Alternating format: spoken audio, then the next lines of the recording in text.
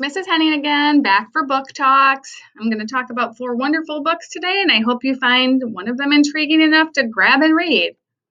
So the first book that I would like to talk about is A Good Girl's Guide to Murder by Holly Jackson. This is a really powerful story. So everyone in Fairview knows the story. Senior Andy Bell is murdered by her boyfriend, Sal Singh, who then is found dead because he has left a suicide note.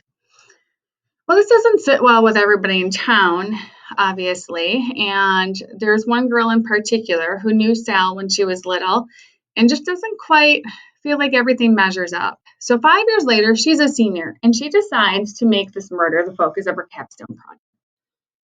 So she begins to dig into this murder. Really, she just wants to cast doubt into the verdict and just say, hey, you might not have investigated everything.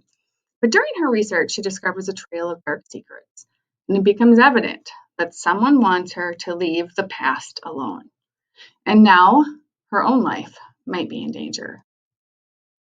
So this book is a mystery, and I absolutely loved it. The book is written through the main character's perspective. Her name is Pip, and the approach that this is taken makes you feel like you're really another detective with Pip, going through the whole process and investigating and questioning people.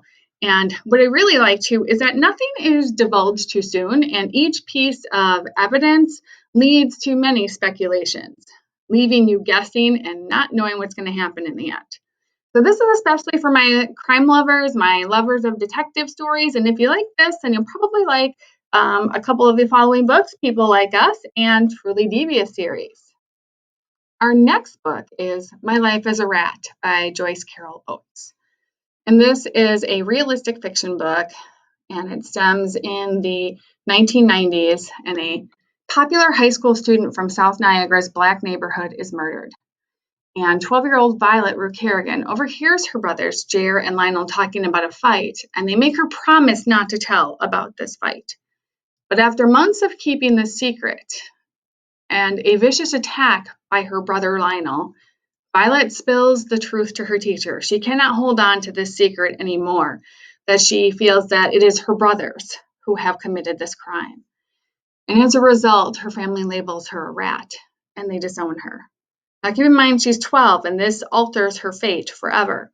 And Violet must now come to terms with her new life and what she now faces.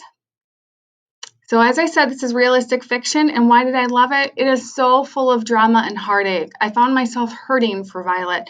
Her pain is truly so raw, and you can't help but to empathize with her and just hope that somewhere along the lines she gets something good in life. It's especially for my lovers of psychological fiction and family-based stories. And if you like this, then you'll probably like Everything I Never Told You by Celeste Ng, and that's also an amazing read. The next book is Hey Kiddo by Jarrett, Krosoczka. And here the author shares the intimate details of his life as a child. And this is done in graphic novel format. So his life is not the stereotyped perfect home. His mom is a drug addict who is in and out of his life, and he doesn't know his dad. And eventually he comes to live with his loud and very opinionated grandparents. And as he tries to understand his life that nobody's willing to share details about with him, he finds that drawing really helps him deal with these frustrations. But it isn't until he's a teenager that he's able to find the truth and deal with his past and present. And it's such a beautifully done book. So as I said, it's a graphic novel, it's a memoir. And what I really loved about it is that it's a very honest telling about his life and the impact of his family's addiction. Between the words that he gives and his beautiful drawings, his struggles are vividly portrayed, and you really get a clear image of what life was like for him. So this is especially for my lovers of graphic novels and true stories. And if you like this, then you will like New Kid by Jerry Craft and Monster, a graphic novel by Walter Dean Myers. All of them are powerful stories. And the last book I'm going to talk about today is They Both Die at the End. So this book takes place in 2017 in a world where the accompanying death cast knows the date of each person's death. And when it's your time, you are alerted by the company that you're going to die sometime in the next 24 hours. And it is the two main characters, Mateo and Rufus, who get this call. They are 18 and 17. And although they are complete strangers to each other, they have one thing in common. They know that they're going to die today. So they're alone, they're scared, and they reach out to this app called the Last Friend app, hoping that they aren't going to die all by themselves. So they begin a very cautious friendship, urging each other to live life to these, the biggest, fullest moments that they can before they die. And it leaves you wondering, will they really both die at the end? Or will something change because of this interaction?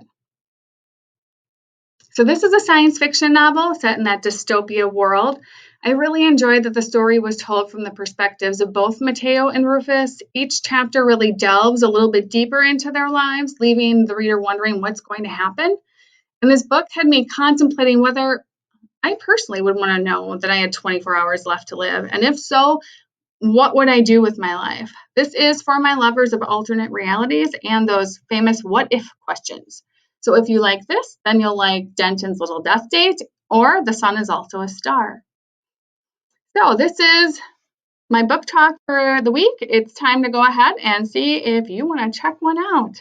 Happy reading.